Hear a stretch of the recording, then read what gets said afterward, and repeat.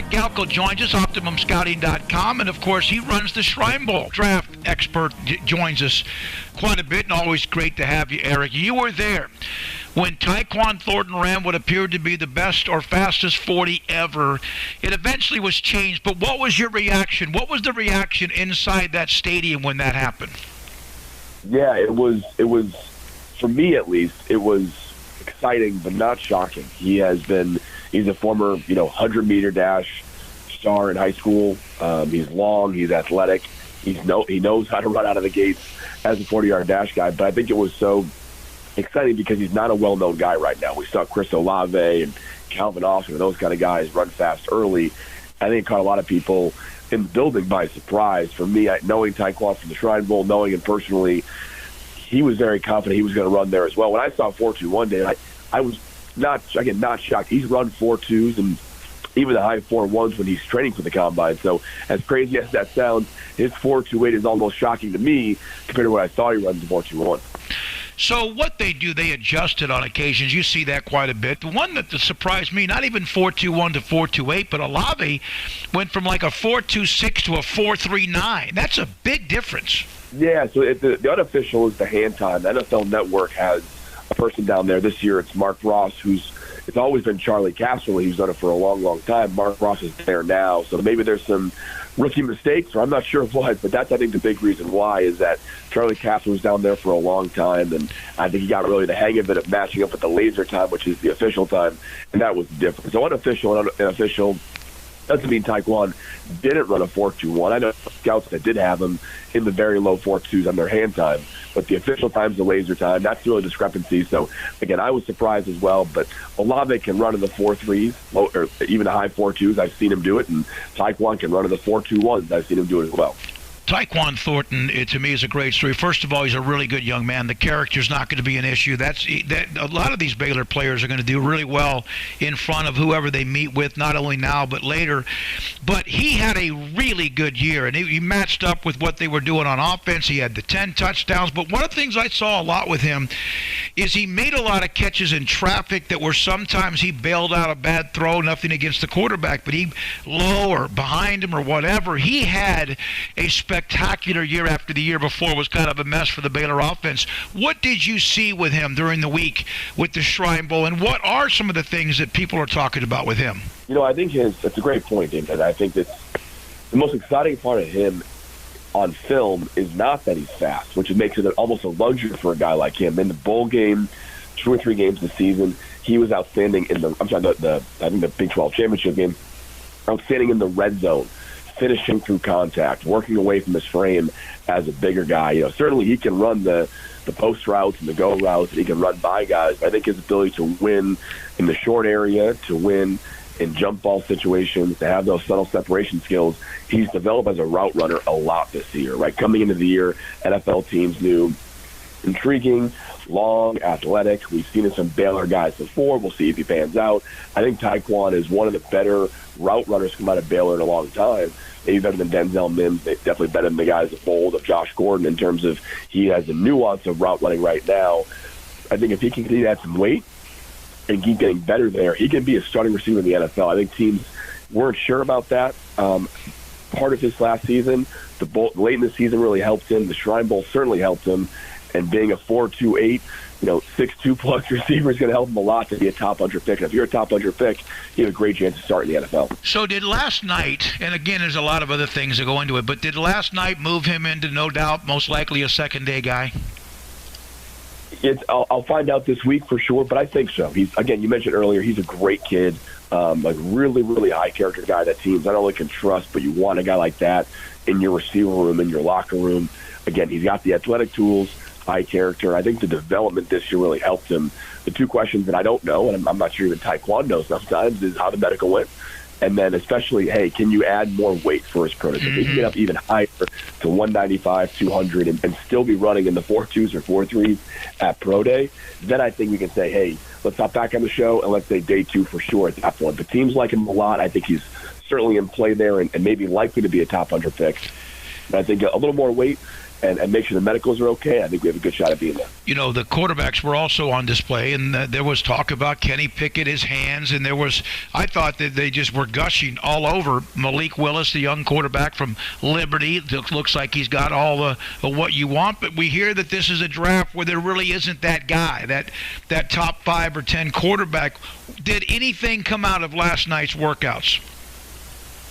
No, I think people saw on display, again, Malik Willis, and I think as far as consensus around the league, you're absolutely right. There's not any quarterback in this year's class, and the first I can remember in a long time, that has every team has this quarterback as a first-round pick. Doesn't exist. In fact, I would say almost probably 20 teams in the NFL don't have a first-round grade on any quarterback, and some teams not even a second-round grade. So I think that's really where the quarterback class is. Me personally, and a good number of teams, really do think Malik Willis could be special. And part of that is the character and the off-field and how impressive of a person he is and how moldable, how cool he is, which does matter for a quarterback. But I think him last night working out, seeing that arm talent on display, and again, I think he stood out every other quarterback in this class. Whether that means he's a great quarterback or the best of the bunch, we'll find out. But I think the arm talent there really stood out. But the one thing this quarterback class is not light on for really all the draftable quarterbacks is arm talent. I think teams say, hey, I'm not sure if this guy is a franchise guy, but there is 8, 9, 10 quarterbacks with really Jack Cohn, E.J. Perry, certainly Sam Howell. They've got the arm talent to make it in the NFL. So teams are not bullish on the early part of the draft at quarterback, but teams know there's 8, 9, 10 quarterbacks who can definitely hang in the NFL. And as we know, a quarterback, you could be a first-round pick or you could be Gardner Minshew and win 6, 7 games as a quarterback. You could be a lot of areas in between there for sure. So there's more players to still, of course, perform today and through the next 2 or 3 days. You saw some of them at the Shrine Bowl. A couple of the guys, of course, were at the Senior Bowl down in Mobile. Do you think Jalen Petry, we know he's just a damn football player. The guy reminds me, and I've said this before, and you can tap the brakes if you want, of a Tyrann Mathieu. What do you see when you watch Jalen Petry on tape and what you think the pros see? I think the Matthew comparison is very strong. I think some teams feel he can play corner and nickel and outside corner full time, and some teams see him as a true safety. So I think because of, and maybe this is credit to Tyrann Mathieu, NFL teams have gotten much better at utilizing players and players of his size much better in the last 4 or 5 years. Right, teams are playing a lot more 3 safeties. Or using their nickel corners in a lot of different areas, which makes guys like Jalen Petry, just like it made slot receivers like Cooper Kupp much more valuable. Same thing for the guys defending Cooper Kupp. Or when you want to have more safeties or corners in the field and don't want to sacrifice run game, Jalen Petry's not going to make you sacrifice in the run game either. So I think his upside is, I think if he can test well here and show he's a plus, if not highly above average, which based on how the Baylor players have and will do this week, I'm not really worried about that. I think he'll show teams, hey, I'm more than just a chess piece. I can be on the field every single down. I think if he can keep proving to teams that he can do that, plus he's a dangerous chess piece, that's what makes him really valuable. Right? He has to prove to teams he's not situational, and every team that thinks he's not just a situational, got to move him around, got to hide him at times kind of guy, that's what he'll be, a top 2-round pick. I think he's a top 2-round guy likely right now, but a great workout, and I wouldn't be shocked by even late first round with the kind of explosiveness and creativity he showed on film this year. J.T. Woods is a ball hawk, you know that. He had a pick in the Senior Bowl as well. Terrell Bernard is another one that reminds me kind of like Petry. You sometimes look at him, it doesn't look like he's all that big, but he just makes plays. And he's had the injuries, though. He had the shoulder a couple of years ago. He's had a couple of the bumps and bruises, but he's played through that.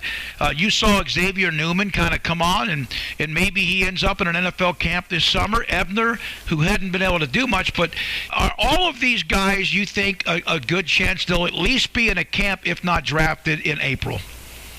No, I think all the guys you mentioned will get drafted. I think Xavier Newman may be undersized, but really, blocker, he's going to be just fine. Certainly, J.T. Woods is going to test well again. It'll be a battle of the Baylor Bears, I think, on Sunday in the DB room at the Combine as far as who's going to run the fastest, for sure. Terrell Bernard, some teams have a little bit of concerns on, if he can, work in the box successfully, consistently, and if he can make the right reads, but certainly athletic, has outstanding range. So I think Baylor's going to be just fine. Treston Ebner, I don't think he gets out of the 5th round because he's a special running back.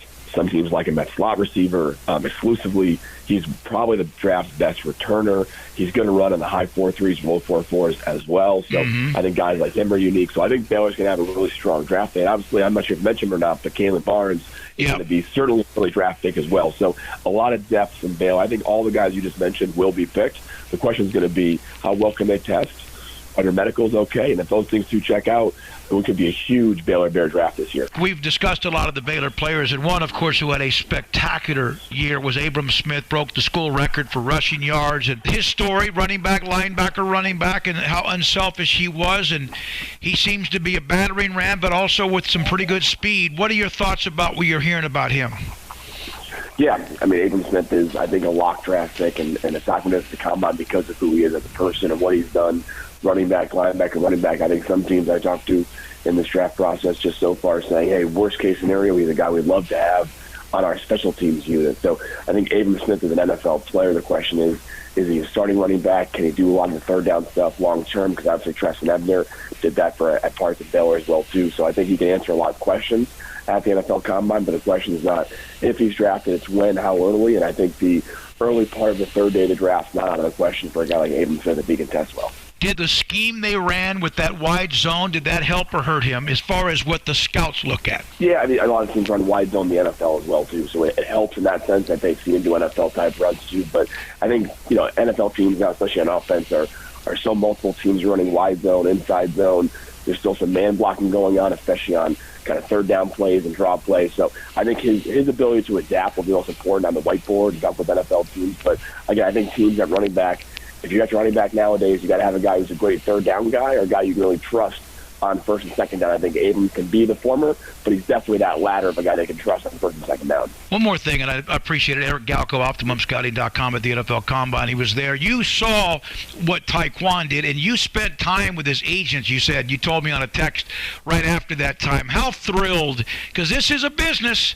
I mean, dollar signs and all that other stuff, and wherever you end up. But what did that mean? What were they like after that 4-2-1 that was initially posted?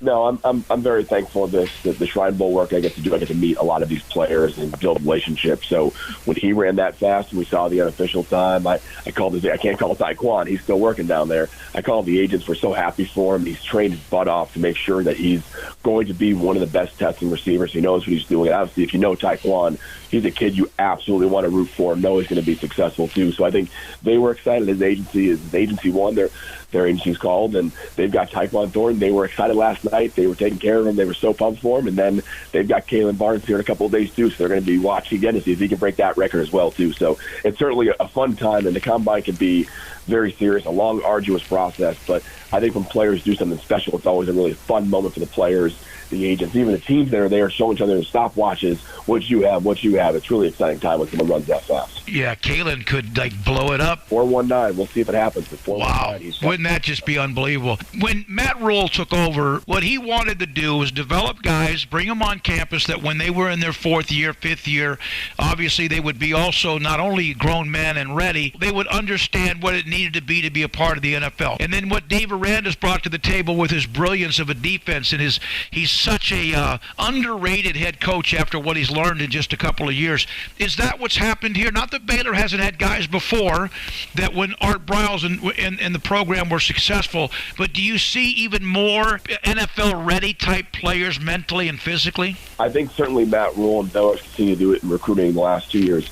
They certainly want athletes, right? A lot. You go through the track and field stars across the country that are in college right now from the high school level, and there's a lot of Baylor Bears on there. So certainly getting the best athletes in the country is something that Matt Rule wanted to put a focus on. I think Matt and his staff did a great job developing those great athletes who are good football players as well into professional NFL players. I think people as well. Kalen, Taekwon, every guy mentioned at Baylor is a plus, if not high plus character guy as well too. So I think Matt's experience and knowing how to train guys and how to be professionals, these guys really resonated with that for sure. So I think, certainly get the best athletes. That's the easy part of the process. But the development of Taekwon Thornton over his career, the development of Kalen Barnes, who considered being a track star only and not going to play football in college, and what he's become as a receiver, convert to cornerback is really testing that coaching staff. So there'll be more Baylor guys next year. I'm already starting 2023 Shrine Bowl, David, and there's a lot of Baylor athletes for next year's class too. So this is not an anomaly. This is a great program building by Matt Rule and now Dave Moran.